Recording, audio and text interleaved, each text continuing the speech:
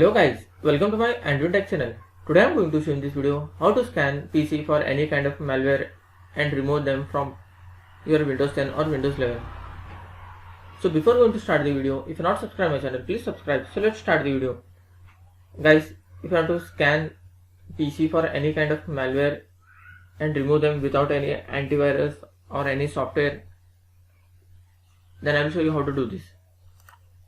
First of all, you just need to click on Start menu, or you can just press Windows plus R key. Then here you need to type MRT, then hit enter, then click on yes.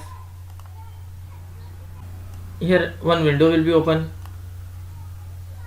You just need to click on next. Here you can see three options.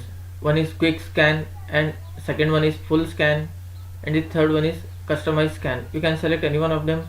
For best result, you have to select full scan.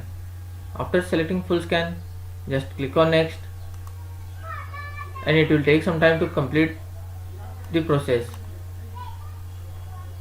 That's it guys. So in this way you can scan your PC for any kind of malware and remove them.